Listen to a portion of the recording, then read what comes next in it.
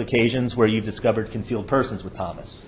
I discovered in a hay hauler, the hay bales. Inside the hay bales, two trailers. Inside both trailers concealed 18 and 19 people inside. I've had a stack of wood that was hollowed out as a concealed compartment with 8 or 9 people inside. I've had... Where were those discoveries made? In the pre-primary position of the checkpoint. K9 Thomas alerted to these vehicles. Which checkpoint? F1159. Okay. Well, 53 because it's moved. Is that checkpoint operated on the same basis of the checkpoint as mile marker 78? Yes, it is. Can you speak in more terms of K9 Assistant Thomas and his discovery of concealed persons? We have gotten pop-up trailers that are hollowed out with people inside. I've gotten vehicles with people hidden behind the front of the truck, behind the seats, and several other things of that nature. And these discoveries were all made after Thomas alerted to these vehicles? Yes, sir. These vehicles were, for most part, referred to secondary, correct? Yes, sir. Defense counsel went into depth about false alerts. Is there any such thing as a false alert? There's no such thing as a false alert. Would you agree that if a K9 assistant or a dog alerts in pre-primary and a vehicle is secondaried, that secondary and that investigation is still along the lines of possibly being for concealed persons or for narcotics? Yes, sir. Is that because the K9's trained to detect both concealed persons and narcotics? The odors of narcotics, yes, sir. And until that vehicle's secondary and a further investigation is conducted, the K9 agent and the primary agent don't know until the vehicle's secondary whether it's for concealed persons possibly or narcotics. There's no way to tell the difference, yes, sir. And if you get a pre-primary alert with your K9, you can't know if there's somebody hiding in the trunk or whether there is odor of narcotics in there until you get it into secondary and further your inspection. And defense counsel labeled non-productive alerts as false alerts. Do you remember that? I don't remember that specifically. But do you remember defense counsel using the word false alert? Sometimes, have you encountered in both the training experience and with Thomas that a dog will alert to a vehicle, the vehicle will be secondaried, and originally there is a different number of persons found in the vehicle than were determined in primary? That is correct. And could the dog be alerting at that point to persons lying down in the back seat sleeping? Yes, sir. Could dogs be alerting to persons who are sleeping in travel trailers and things like that, tour buses? Yes, sir. And until an investigation is conducted, it can't be determined whether those are documented persons or not. That is correct. The dog is trained to detect persons, correct? Concealed persons. Thank you.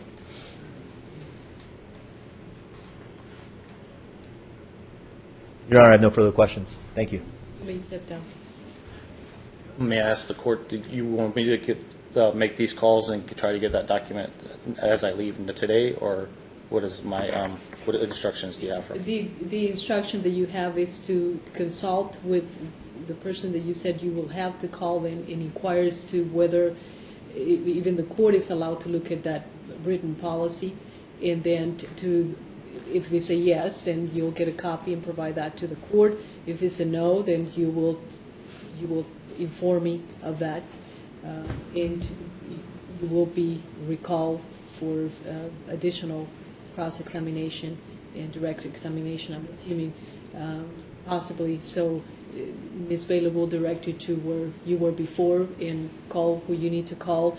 You are under an admonition of not to discuss anything, but specifically that you are at a hearing where a motion to suppress is being addressed, and you have been asked by the court to provide with a copy to read in private by the court in regards to whether the information in that written policy can be disclosed to the parties in this case. And Your Honor, it is the State's position that based upon Agent Sims' testimony that there are sensitive law enforcement training techniques, that those are potentially undiscoverable. If Agent Sims does determine through consultation with, I'm assuming, Federal Border Patrol Counsel, that such items are not discoverable, is Agent Sims to produce a letter signed by Border Patrol counsel, and may that be received by fax and received by Your Honor into evidence. And that's, you okay with that, counsel? As to the answer being no and reasons, I will need to know that, and not just by the agent, but whoever he talked to, from whoever he has talked to. Judge, I'm not exactly certain what I'm being asked here. It sounds like you're asking me that if the answer is no, we're not going to disclose this policy. Well, if the answer is no, I need to know, so I can make a decision as to whether where we're going from there. But the answer no being that the court doesn't even get to review it? No, exactly. I don't know. Judge, then I will then at that point make a motion to dismiss for failure of the state to provide information that's highly relevant to the case. Well, let's get to that point. Okay, Judge. Let's So I'm not sure if the court's asking me something different than that. I don't know. No, I was just asking if you were okay with how we're going to address this issue, and I thought you were okay before, as to him calling, finding out whether he can even provide a copy to the court, and then we go from there. I don't think there is any other way to proceed at this point. Any questions, Agent? Yes, ma'am. Am I allowed to leave to go get the copy, or should I stay and then have everything delivered here, if whatever is needed or necessary? I don't have any problem with him leaving the premises. If you are under the admonition, whether you stay or leave, if you have to go and pick it up and bring it to the court, that's fine. I don't have a problem with that. I completely understand the admonition. I just want to be clear on exactly where I can go and what I can do to get what's needed or to get what is required. Your next witness? Judge, I would like to make a motion before the next witness enters the courtroom. What is your motion? I'd like to let this witness leave first.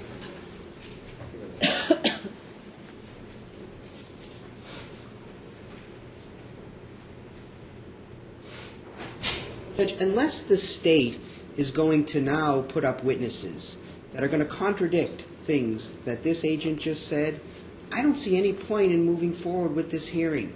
If that's the state's witness and that's the state's evidence, then what we have now is the clearest possible scenario of a checkpoint that is not just an immigration checkpoint. This is a general crime control checkpoint.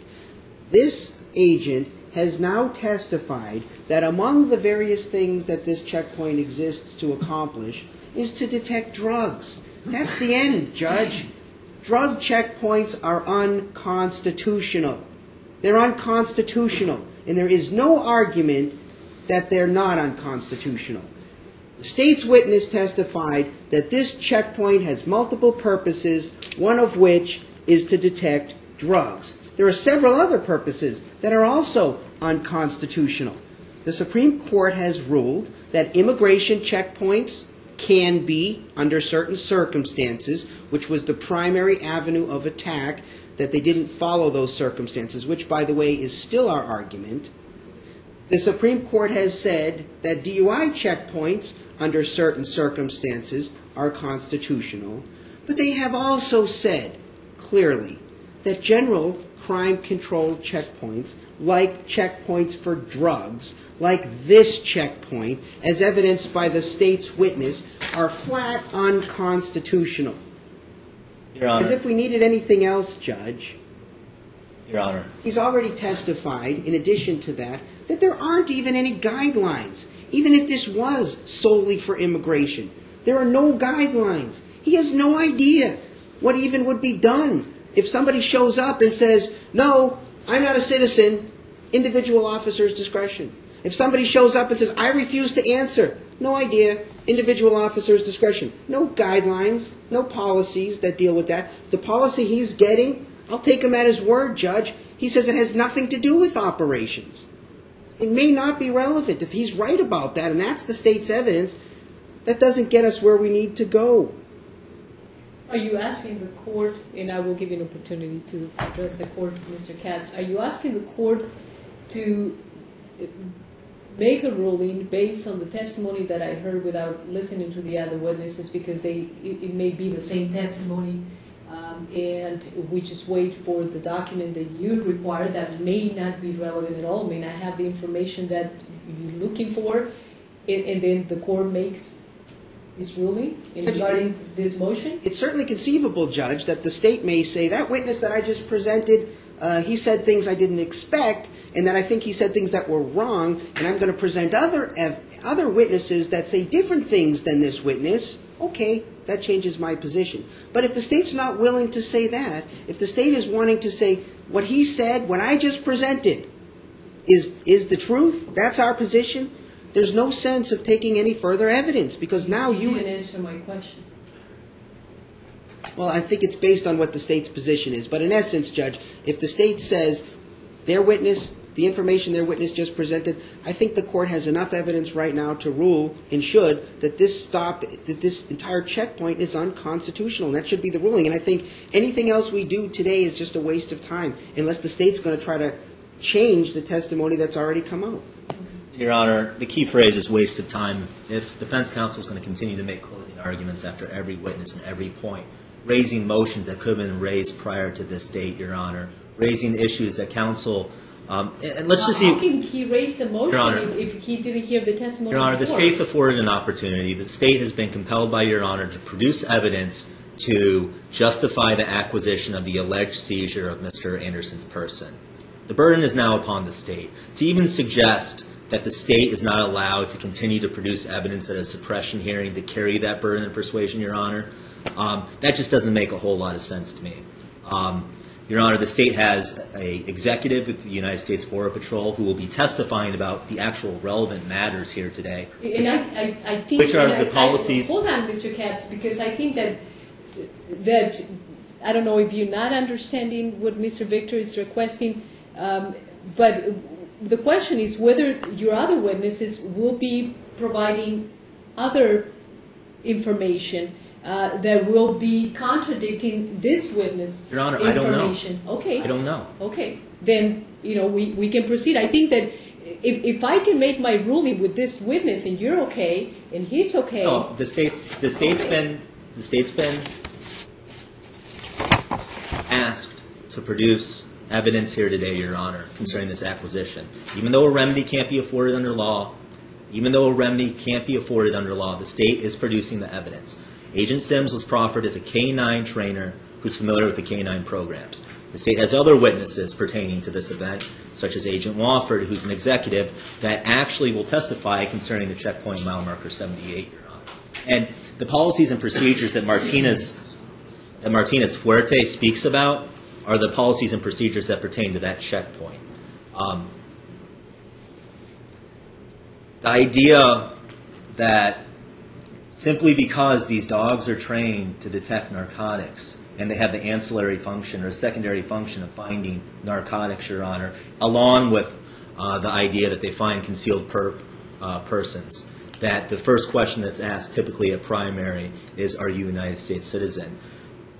Counsel is well aware, to use a phrase that counsel uses often, that Martinez Fuerte doesn't force United States Border Patrol agents to turn a blind eye to criminal activity when they have probable cause. That Martinez Fuerte even enables agents to act upon probable cause once it develops in the course of those duties, Your Honor.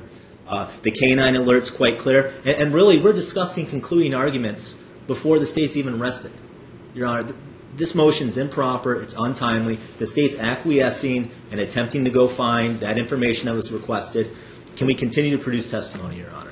Judge, one thing briefly. Actually, two things very briefly. Number one, that wasn't the testimony here today, that it was just sort of ancillary to an immigration checkpoint. And number two, I'm surprised to hear that counsel for the state says there's going to be additional testimony, because I've been very diligent in interviewing all the witnesses, and I'm looking through the list here, and I don't know who this person is that counsel for the state is saying he's going to call. He's not on his witness list. He wasn't in the discovery. I haven't interviewed him. I have no idea who he is, what he's going to say, what he's about. And so I am going to move to exclude this witness because he wasn't disclosed.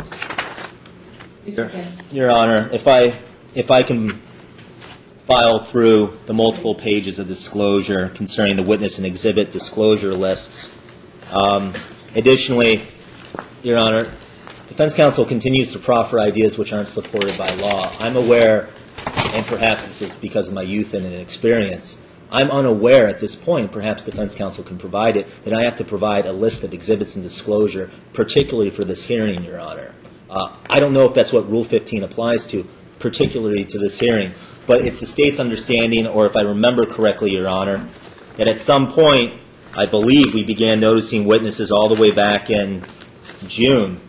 I can look, if Your Honor makes the ruling and determination that the state's legally obligated to give a detailed account of every potential witness that could be called at a hearing. It's my burden to substantiate the lawful acquisition of that evidence, Your Honor. I, quite frankly, do not know of a source of authority, and I would like to see one, that says that I have to provide a detailed list of the witnesses that will substantiate the lawful acquisition. I think both counsel will answer that. Judge, I mean, first of all, I have a disclosure statement. I think it's the only one I have here. It lists all the witnesses. There's lots of witnesses and exhibits listed. 15.1 has very clear time limits. They've long passed. Counsel for the state knows that I've asked for interviews of all state's witnesses. This matter has been pending a long time. We've had motions back and forth. Counsel for the state has graciously arranged, his office has arranged interviews with all witnesses. I've tape recorded them. And so for counsel for the state to now come in and say, here's a brand new witness I'm going to call today, name not even on the list, and say somehow he shouldn't have had to disclose it to this point. Here we are, really the day before trial, the day of the long-anticipated evidentiary suppression hearing that has been already reset. It's shocking to me that anybody would think that I could have done anything to interview this person or wouldn't have a right to interview this person at this point.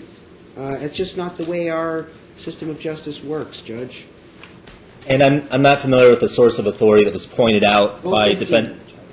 Judge, Rule 15.1, supplemental disclosure and scope, preamble, Rule 15.1b. Then number 1, the names and addresses of all persons whom the prosecutor intends to call as witnesses in the case in chief, together with their written or recorded statements, Your Honor. Case in chief occurs at trial. This is a pretrial hearing. Once again, there's been no legal authority for a proposition that's being proffered by defense counsel. Did you provide with a list of the other witnesses that you will bring? Your Honor, if we could have a recess, I have a stack, and I'm attempting to listen astutely and frame. If I could have 10 minutes, perhaps I can look through this.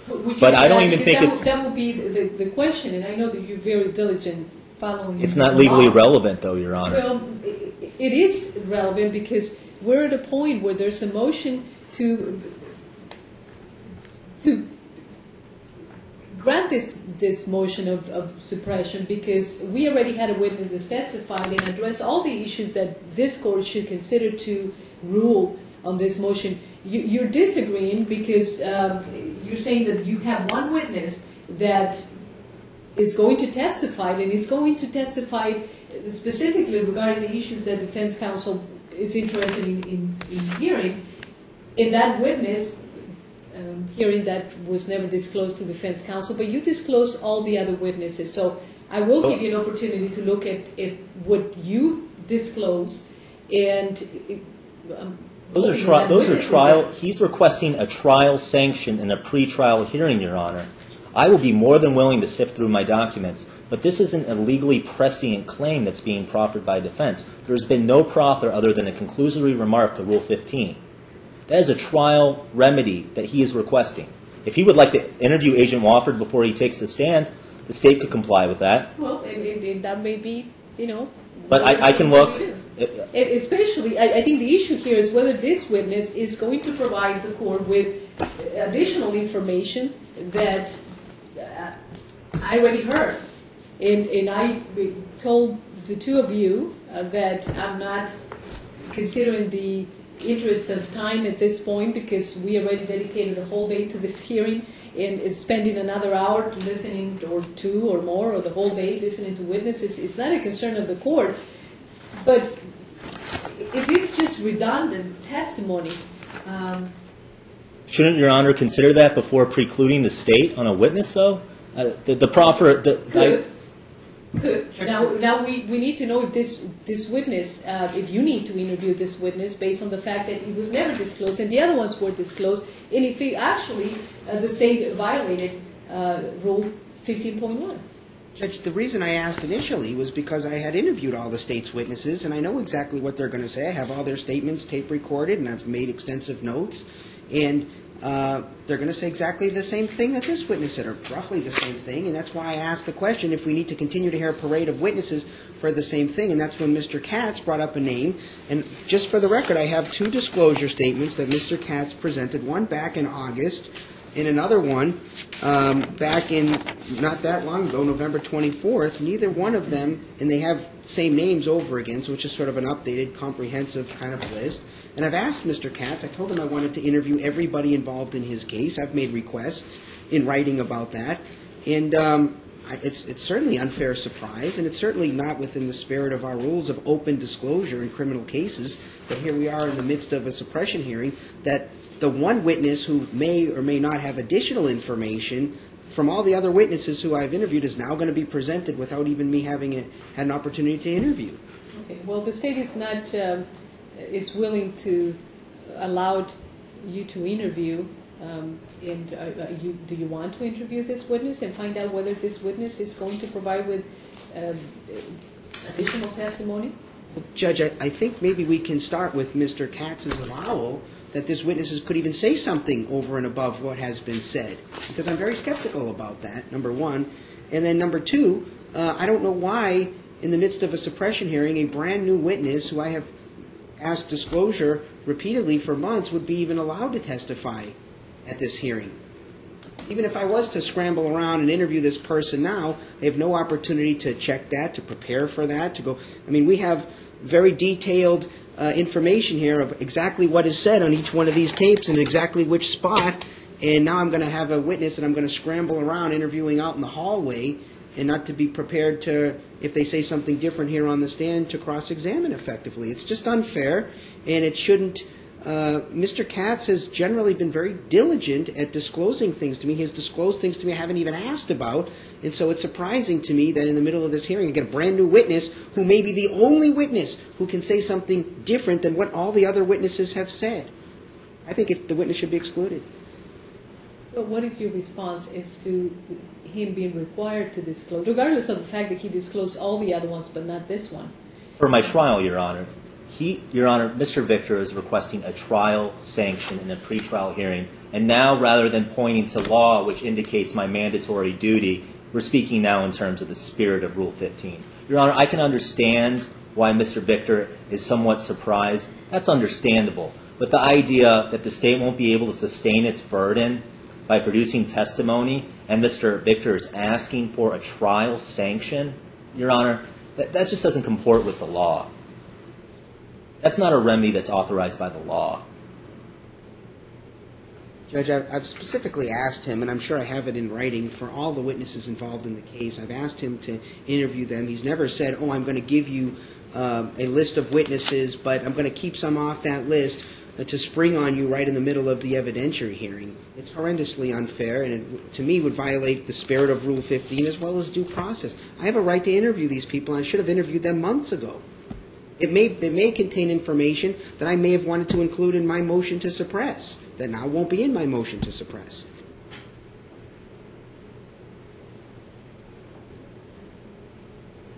And, Your Honor, I haven't reviewed all of my documents. I don't know. Did you want to do that? I don't think it's legally relevant, but I'm willing to do it.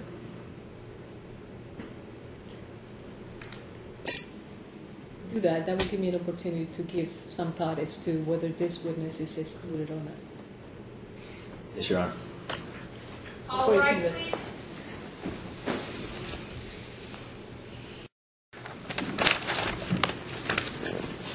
Hope you had enough time to have a nutritious lunch.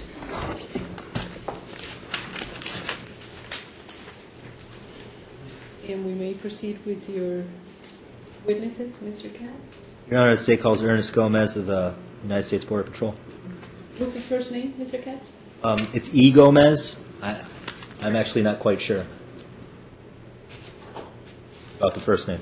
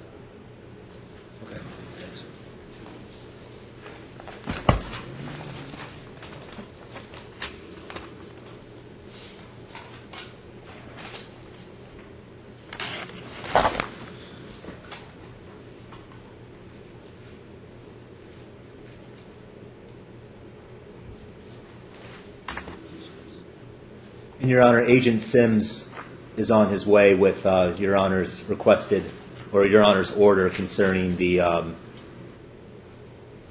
dog training manual. Agent Sims has been working on that, and he should be forthcoming with a response.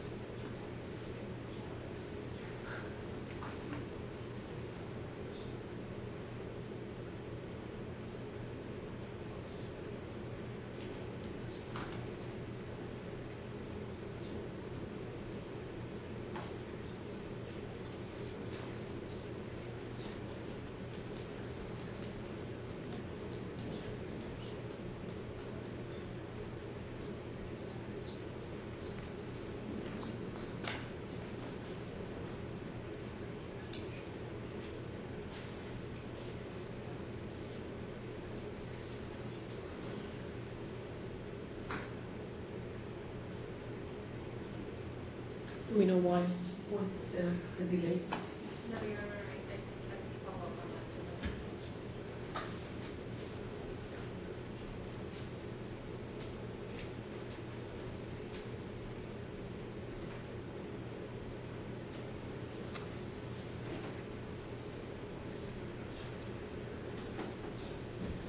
Your Honor, can I begin to set up the video that the state will be using with this testimony? You may.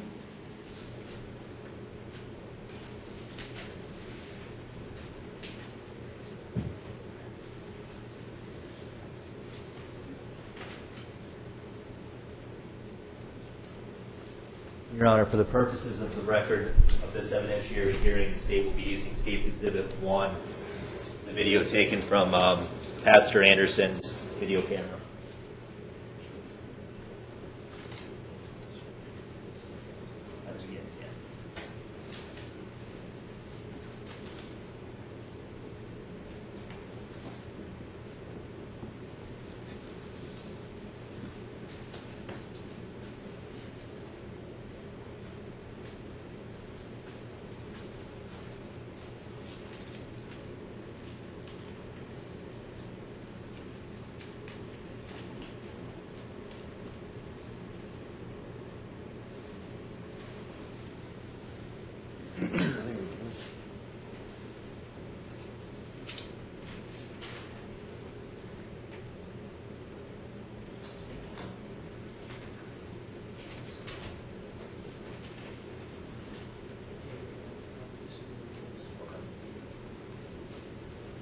And Your Honor, the state at the beginning of Agent Gomez's testimony will ask that the lights be dim.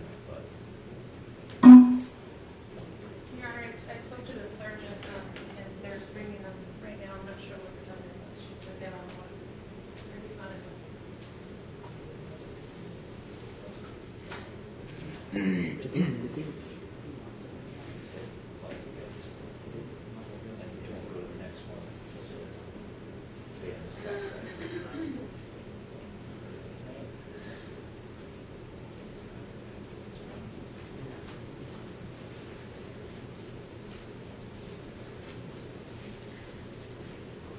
Yes, please. Agent Gomez, be reminded that you're under oath. Yes, ma'am. Please have a seat.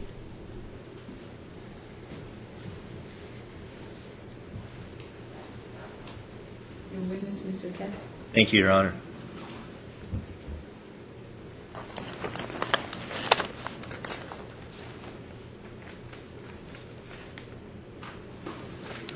Agent Gomez, can you state and spell your name for the record, please? Ernesto Gomez, ERNESTO Agent Gomez, who were you working for on April 14, 2009? The U.S. Border Patrol. And how long had you been working for the U.S. Border Patrol at that point? 3 years. And what was your position of employment at that point in time? I am a U.S. Border Patrol agent. What does that entail?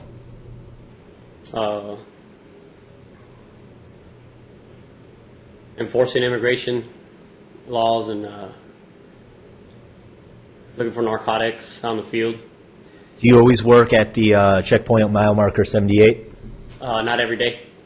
How would you describe your involvement with the checkpoint on Interstate 8 at mile marker 78? I was assigned to the checkpoint that day.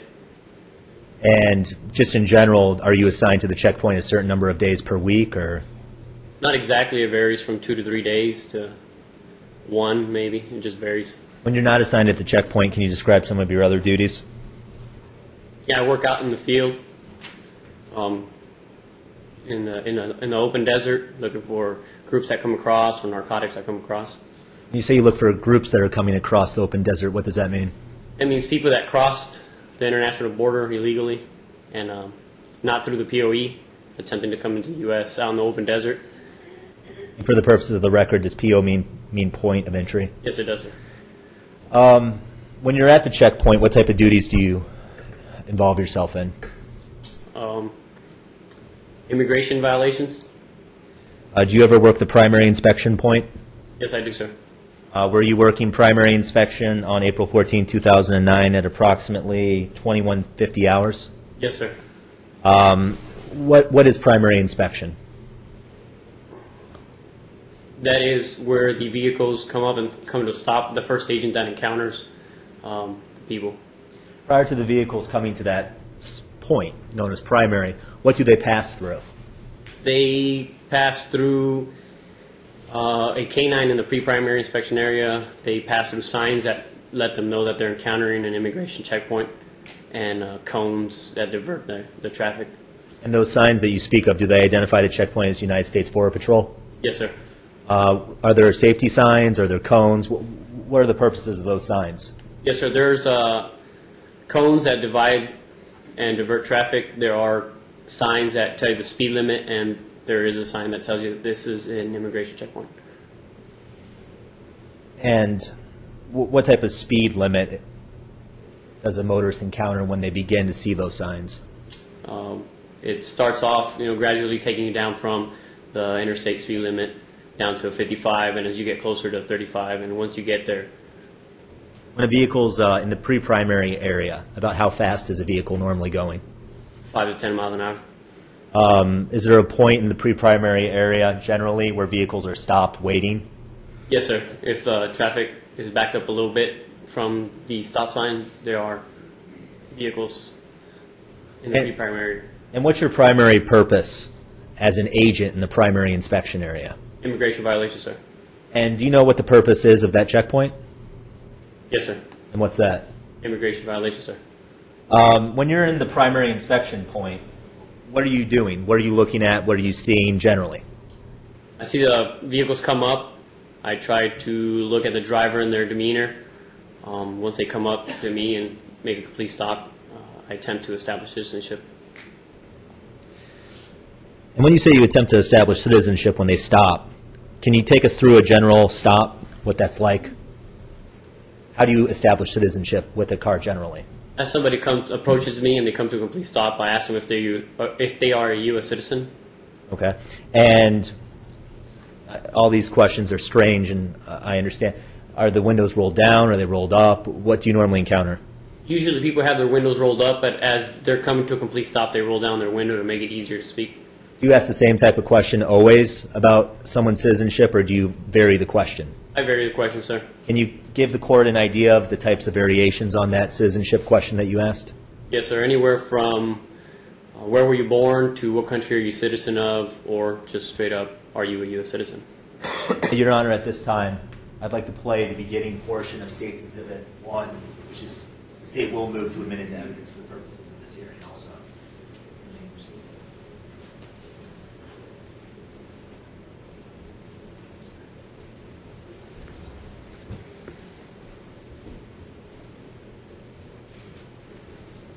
Do you remember the night of April 14, 2009?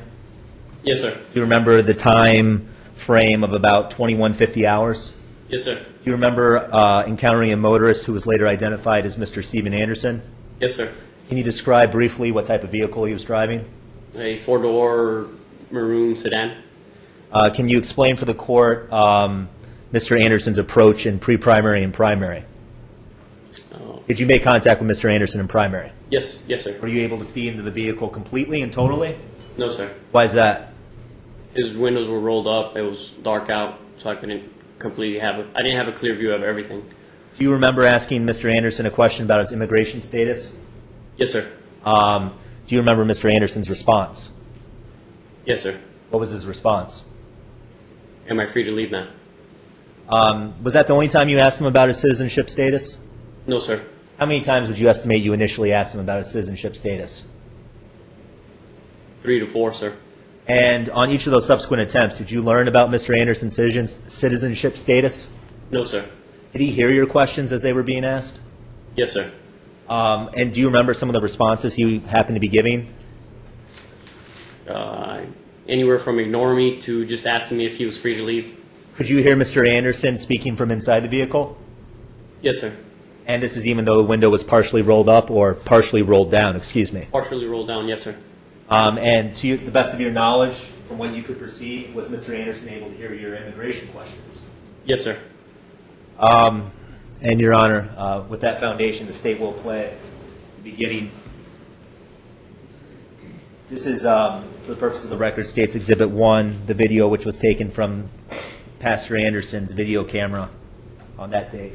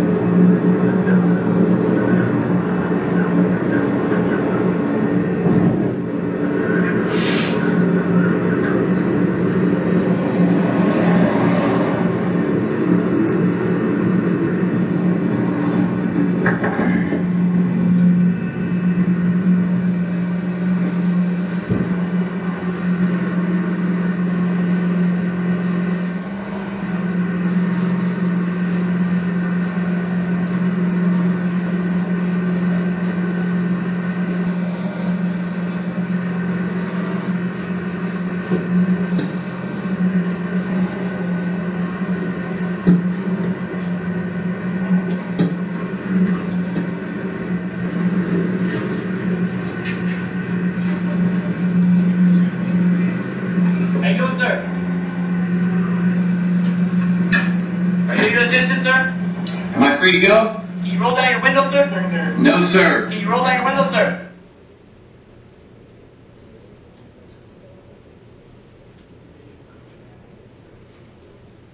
No. Are you a U.S. citizen, sir? Am I free to go? Are you a U.S. citizen, sir? Am I free to go? You go ahead and go under that door, sir. Can I go on my way, please? Go ahead, sir.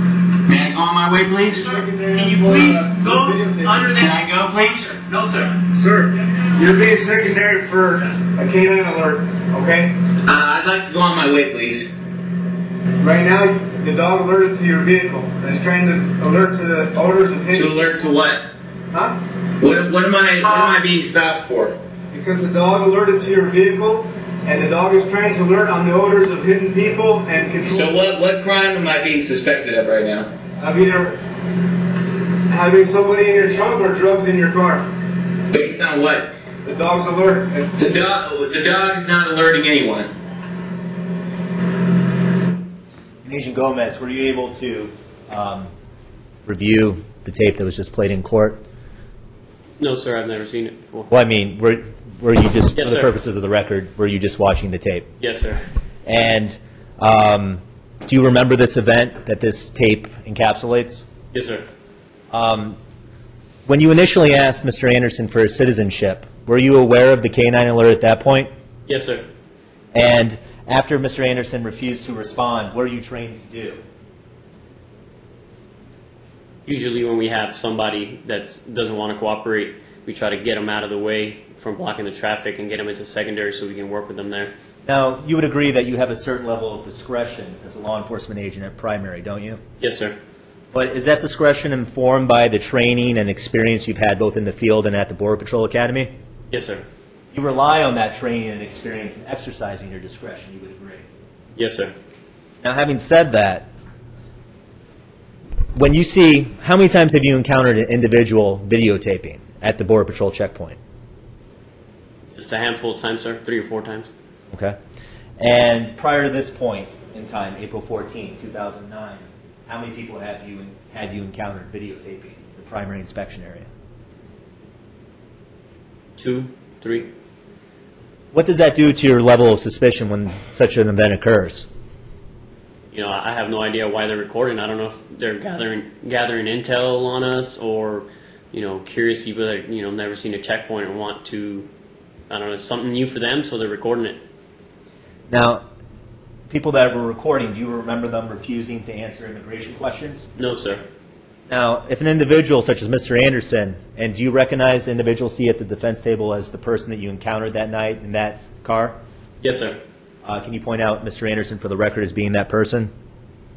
Far one on the left, my left. Let the record reflect for the purposes of this hearing. Mr. Anderson's been identified. Will so reflect.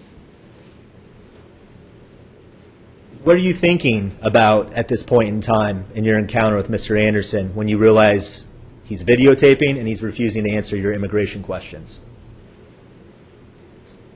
Once he pulled out the camera and he pretty much showed me that he was recording this whole thing, and combining that with the way he was being uncooperative, I kind of felt like he was doing it purposely to try to get a rise from me, or I don't know. I didn't know what to think at first. Did you find it suspicious that he was alone, unwilling to answer the immigration question? Yes, sir. Can you speak generally about your duties at primary and why you would refer a vehicle to secondary inspection? Due to what, sir? Due to the Well, not answering, or? well, for example, what are some of the reasons why you refer vehicles to secondary? Well, if the people are not U.S. citizens and I want to establish their citizenship, whether they're here illegally or illegally. You sometimes refer vehicles to secondary as well for dog alerts? Yes, sir. Is secondary inspection used as a place to establish a person's citizenship? We can if we're unable to in the primary inspection, sir. What are some of the methods used to establish citizenship in secondary? Anywhere from their documentation, for having their proper documentation, to investigation, asking a couple questions, where they're coming from, where they're born, you know, just to see if I can, like you said, with my experience and their demeanor, if they're answering truthfully or not. U.S. citizens usually don't carry, you know, proof of citizenship. Now, I'd like to get your estimation of a few things. How long would you estimate the average vehicle takes to get through primary on an average day with average traffic? A minute? Now, why would it only take a minute? By the time they pull up, come to a stop, I ask them if they're a U.S. citizen. They say yes or no, and they're on their way. And if your suspicion isn't aroused at that point, the person is then left to go about their way. Correct, sir. Now, sometimes it takes more than a minute for the average citizen to get through that checkpoint. Isn't that correct? Yes, sir. Now, what are some of the reasons why it could take the average citizen a little bit longer to get through that checkpoint? If I ask them where they were born and they stumble on the question whether they didn't understand me or not, I got to dig in a little more, ask them where they're coming from and where they're going. And would you also agree that at times it could take somewhat longer to get through the checkpoint based upon traffic flow? Yes, sir.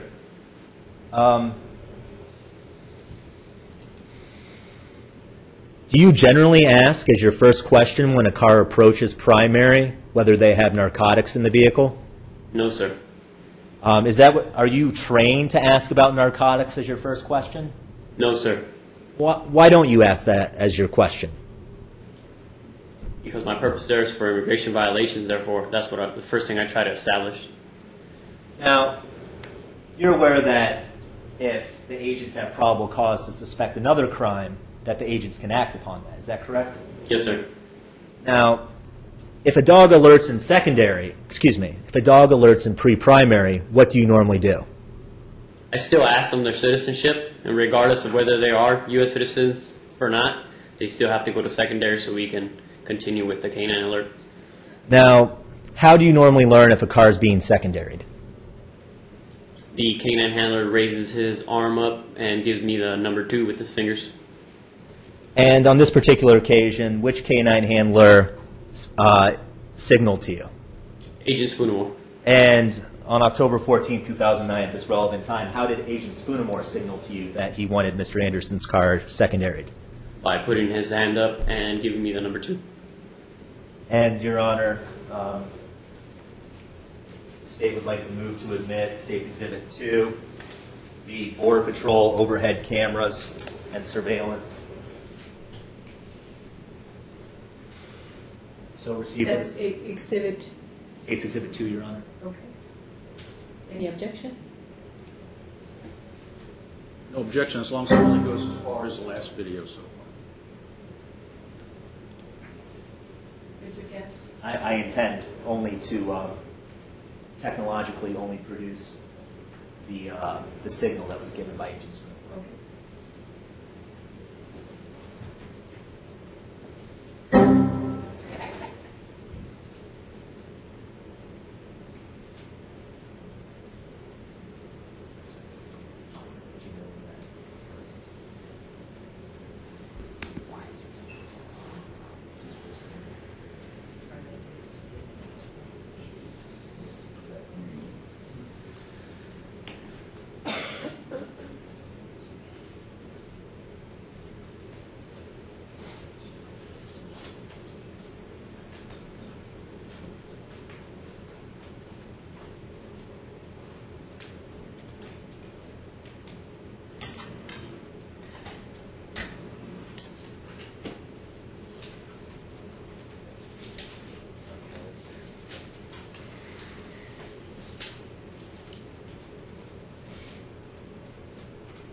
Well, can you speak briefly about how you interact with canine agents while you're working primary, what you're looking for, how you interact with agents generally?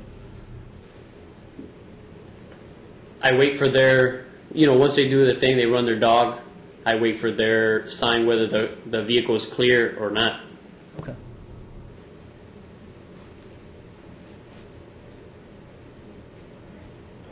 Your Honor, thank you.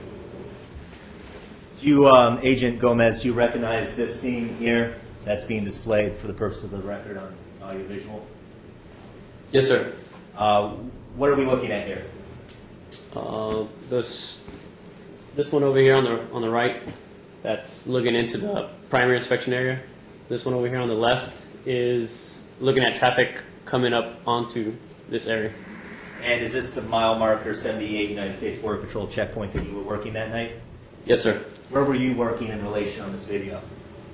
Right at this door. Which lane of traffic is it that in? Is that in the fast lane or the slow lane? That is the commercial truck lane, which would be the slower lane. And it's commonly referred to as motorists as the slow lane, right? Yes, sir. Now, can motor vehicles also use that lane, although it's for commercial trucks? Yes, sir.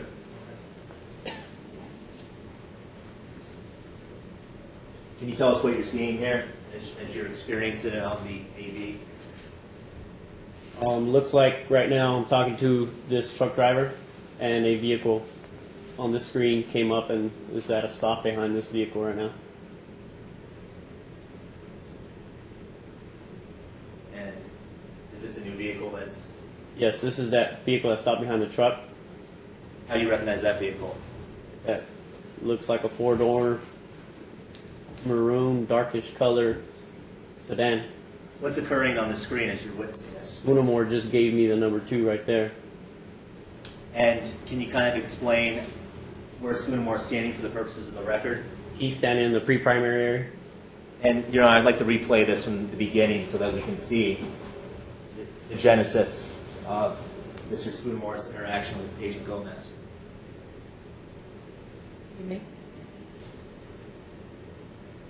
And Agent Gomez, can you describe for the purposes of the record the first point you see Agent Spoonamore interacting with you concerning the secondary of Mr. Anderson's vehicle? Yes, sir.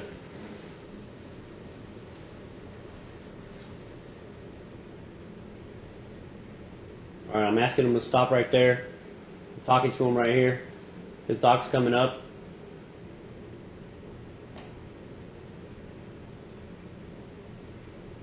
And he put up his hand right there, and he gave me the number 2, and he does it again just to verify that I saw it, because I'm having my questioning right now, and he's giving me the number 2 again just to verify that I saw it. And I'm trying to direct him to secondary right now.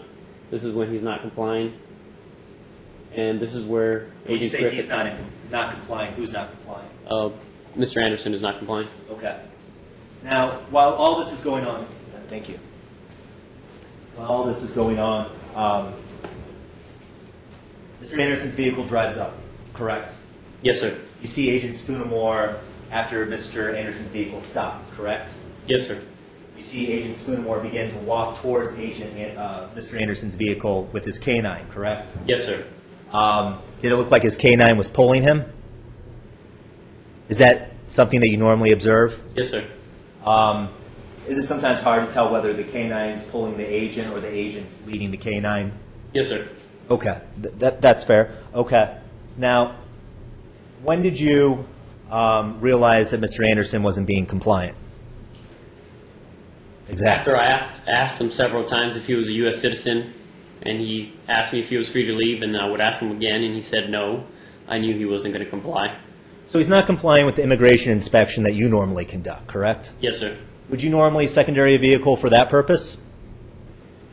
Depending on the situation, I could and try to establish citizenship in secondary. Given these circumstances, would you have secondary Mr. Anderson but for the canine alert? Yes, sir. Now, while Mr. Anderson's refusing at this very initial point, are you telling Agent Spoonamore that he's refusing? No, sir. So is it your testimony that Agent Spoonamore was unaware of exactly the noncompliance of Mr. Anderson from the beginning? Yes, sir. In no way did you say anything to Agent Spoonamore to indicate to him that he needed to put up a secondary alert? No, sir. Would it be your testimony that Agent Spoonamore secondaried the vehicle and gave you the signal completely of his own accord? Yes, sir. So after Agent Spoonamore independently gave you the signal, what occurred after all this? I still attempted to establish citizenship. Once I pretty much knew he was not going to comply, I asked them to direct him to the secondary inspection area where he refused to go to. And what did you do after that? That is when Agent Griffiths stepped in. I took a step back, and Agent Griffiths was letting him know that the reason that he was being secondary was because of the canine alert. And how would you describe your role after this point? Since I was the primary agent and I was the first agent that encountered him, Usually it's practice for that agent that encountered the person at first stays throughout the whole thing. So I just took a step back at first, and I was there when everybody else was still trying to get him to go to secondary. Are you, you would agree you're not a K-9 agent, correct? I wasn't at the time, sir. I'm sorry, are you a K-9 agent now? Yes, sir. Okay. Well, at the time you were not a K-9 agent, correct? Correct. Were you aware at that time what K-9s were trained to detect? Yes, sir. And at that time, what were you aware of as far as the K-9's capabilities? That they are trained to detect concealed humans and the odors of narcotics. Now, if a dog alerts in pre-primary, does that necessarily mean that it's a narcotics-only alert? No, sir. If a dog alerts in pre-primary, could that be an alert to concealed persons? Yes, sir. And referring a vehicle to secondary, does that only serve the purpose of a narcotics investigation? No, sir. Could referring a vehicle to secondary relate to a continued immigration investigation? Yes, sir. Have you ever secondaried a vehicle where concealed persons were found? No, sir. Have you ever secondaried a vehicle where persons were sleeping in a camper or something along those lines? Yes, sir. Could it be that secondarying a vehicle for such a purpose is because the dog originally couldn't detect those sleeping persons as being present? Yes, sir. Now, let me rephrase that question. Dogs are trained to detect odors of concealed persons, correct? Yes, sir. And one of the reasons why you asked the immigration question is to establish citizenship, correct? Correct. And when a vehicle is referred to secondary, do agents typically still attempt to establish citizenship as their first question? Yes, sir. Why do agents ask individuals to exit the vehicles? That way the K-9 won't see them as a person in the vehicle.